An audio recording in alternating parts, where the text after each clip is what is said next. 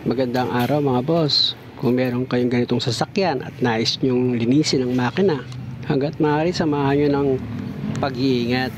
Unang-una, huwag nyong kalimutan takpan yung alternator nya. Mahalaga na dapat tinatakpan nyo yun kahit plastic lang.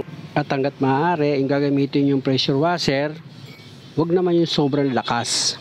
Kung makikita nyo sa mga reels ko, pag nag-washing ako ng makina, halos hapyaw lang ginagawa ko. Gumamit ka ng degreaser para mas madali mong malinis yung makina mo kasi effective talaga yan, nakakatanggal talaga ng dumi yan. Wag lang yung fake syempre. At para mapakinabangan mo ng gusto yung degreaser, itama mo siya dun sa talagang marumi. Lalo na sa mga may mga langis na parte, yan, birahin mo siya para matanggal yung langis na nakakapit dyan sa makina mo. Malaking bagay kasi yung degreaser pag nag-engine wash ka. Kahit na hindi masyadong malakas yung pang-washing mo, gaya ng gamit ko, rechargeable lang, pero nakakalinis din siya mga boss. Kagandahan lang kasi kapag mahina lang yung pressure mga boss, total may degreaser naman yan. Pag tinamaan mo yung may degreaser ng pressure washer mo, mabilis din naman matatanggal yung dumi. Kaya hindi mo kailangan yung malakas na pressure washer para lang masabi mo na matatanggal talaga yung dumi. Matatanggal din dyan.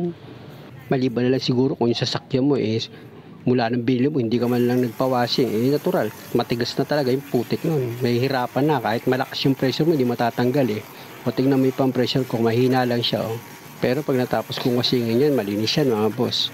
Yung washing ko na hapyaw lang, hindi ko na masyadong pinatatagal. Kasi pangit sa makina yung nabababara ng matagal na tubig. Siyempre magkakamoisyon, may possible, hindi siya umandar, or baka may masira. Kaya pag ako nag-spray ng pang washing, matagal na sa akin yung 10 minutes. Ang importante, malinis ko lang ng kaunti yung makina, okay na yun. At siya nga pala, itong pressure washer nyo, yung mga socket wire, wag nyong itututok ng matagal. Dahil pag hindi maganda yung pagkakasalpak ng socket wire nyo, pwedeng bumitaw yun. At magtaka na lang kayo, merong problema yung makina nyo bigla. Dahil bilang isang mekaniko, nung meron kaming car wash, ayan ang kadalasan. Pag tinamaan ng pressure washer yung socket wire, minsan bumibitaw o kaya nasisira. Kaya minsan ayaw umandar o kaya nagiging grounded na. Sa paglilinis naman ng makina mga boss, makikita mo naman yung dumi. Di ayun lang ang patatamaan mo, pati auxiliary pan hanggat maaari, huwag mong patatamaan yung motor. Yung compressor ng aircon mo, huwag mo rin patatamaan ng... Pwede mo siyang patamaan pero huwag masyadong matagal, huwag mong bababaran. Lalo na yung mga wire. At kung yung ECU mo naman nandiyan sa loob ng makina mo, kasama siya, takpan mo rin yun ng plastic mga boss. Importante yon. Alam naman natin dyan sa mga sulok-sulok niya, minsan may mga wire dyan, iwasan mo na lang. Para malinis mo ng maigi yung mga sulok-sulok niya, yung kung may wire siya, iiwasan mo. Kasi kung maaanggihan lang naman yung wire, walang magiging problema Ang masakit kasi pag tinamaan mo ng direct yung wire, pwede siyang maputol kung malakas yung pang pressure washer mo. O kaya, maaaring mahili sa pagkakaduktong, pag-disconnect. Ganun ang mga pwede mangyari mga boss. Kaya, sabi ko nga sa inyo, yung pag-iingat nyo, ayan yung makakatipid sa inyo para hindi kayo mapagastos. Pansinin nyo, di ba, malinis na. Degreaser lang yan mga boss, Yung degreaser na nilagay ko, ibinasa ko lahat sa buong makina yun.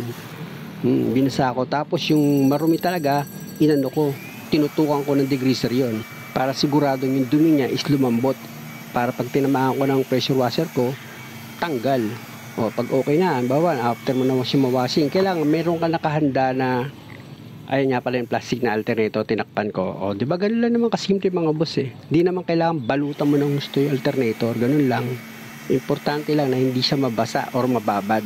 Kasi kung naanggihan lang naman yung alternator mo, okay lang yun mga boss. Kung anggihan lang ng tubig, okay lang yun. Hindi naman masisira agad yun. Huwag lang mababad o kaya dinirekta mong patamaan ng pressure washer mo. Mas kakaproblema ka. At ito ang sinasabi ko, after mo gamitin ng pressure washer mo, kailangan meron kang blower. Ayan bubugahan mo ng hangin yan. Lahat ng socket wire, yan. Pati alternator, bugahan mo rin kahit hindi siya nabasa. Tapos lahat ng mga wire mo, hanginan mo siya. Kahit yung mga moving parts, gaya ng compressor, auxiliary pan, hanginan mo rin para sigurado ka na hindi ka magkaroon ng problema sa wiring. Ganun lang naman kasimple mag-washing mga boss Basta samahan mo lang ng matinding pag-iingat. Hindi ka magkakaproblema. Tingnan mo, okay na siya. Di ba? Degreaser lang ang ginamit ko dyan. Oh, di ba malinis naman siya. Natuwa nga yung may-ari nito sa sandaling oras, ang linis niya Kala mo dinetail Basta importante mga boss, meron ka lang degreaser, tanggal lahat ng langis-langis niyan. Pat kahit na yung diesel, tanggal yan. Pati dito hindi naman kasi kailangan kumikinang yung makina mo sa linis Ang importante, kahit papano, mawas out lang yung mga dumi niya. Okay na yun. Kasi pag malinis yan, unang-una, hindi yan babahayan ng daga. Ang masakit, baka naman may pusa, yun naman ang mamamahay, Alam niyo mga boss, ang secret dyan, huwag yung babara ng matagal sa pag-washing. Dapat mabilis kayo mag-washing. 10 minutes tapos na kayo mag-spray. Paandarin ko na yung makina. Para makita nyo naman, mamaya sabi ko, hindi na sa dinaandar yan. Diba, one click lang. Muli mga boss, maraming salamat sa panonood. Sana huwag nyo namang kalimutan mag-subscribe sa channel ko. Basta sundin nyo lang lahat ng sinabi ko mga boss, hindi kayo magkakaproblema. Salamat!